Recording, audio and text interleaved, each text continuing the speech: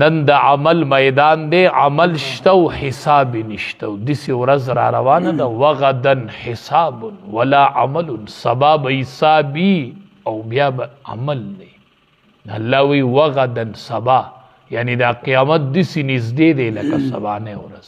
وغدن حساب ولا عمل، سبا به حسابي او بیا به عمل نه. نن د عمل میدان دی، نن عمل کوا، نن عمل کوا او بس جمع کوي، چاته دې ښکاره نشي، بس الله ته ښکاره دی. نن عمل کوا، وغدن حساب ولا عمل، سبا به حساب ولګي، د حساب میدان به لګېدلی، عملونه به تلل شي او جوکل به شي او عمل به نه کېږي. بیا هلته چې د دنیا کې څه کړي هغه به، نو دنیا کې ځان په عمل ستړی کو، بل عمل چې کو خالص د الله د رضا دپاره.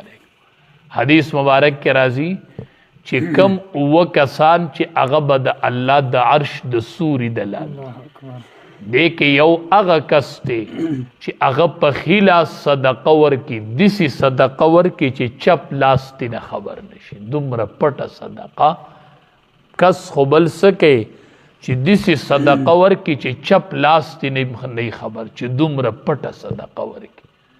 نو په کومه ورځ چې سوری نه وي علاوه د عرش د سوري نه، نو یو به پکې دغه کس وي.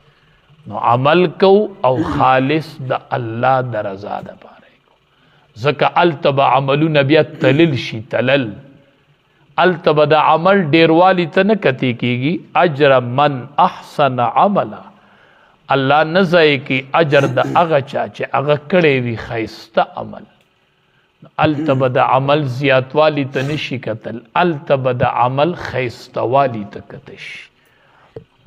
اولئک لهم، دا کسان چې د دې دپاره جنات باغونه دي، عدن د اوسېدو، تجري من تحتهم الانهار، چې بهیږي به لاندې د هغې نه نهرونه به ترې بهیږي، باغونه به یو د لاندې به ترې نه نهرونه بهیږي.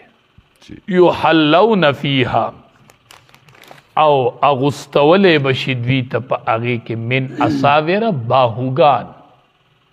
باهوګان دا زنانه ورته غالبا باهوګان وایي که خیال هم کړی دی مشرانو زنانو ته پته داسې د سپینو زرو کړې به وي، کړې کړې باهوګان ورته وایي. باهوګان زنانه ورته نوم وایي. دغه شان د کړې به وي، کړې خو من ذهب، اب د سرو زرو خلکو به ور اچولي. نو ستا ذهن ته به سوال راځي چې نارینه به بنګړي ور اچوي، دا خو به بد نه ګڼل کېږي. نه، بعضې وخت کې داسې په علاقه کې یو څیز رواجي هلته حسن ګڼل شي، او چې بلې علاقې ته ورشي نو خلک پورې خاندي، دا عیب ګڼل شي. لکه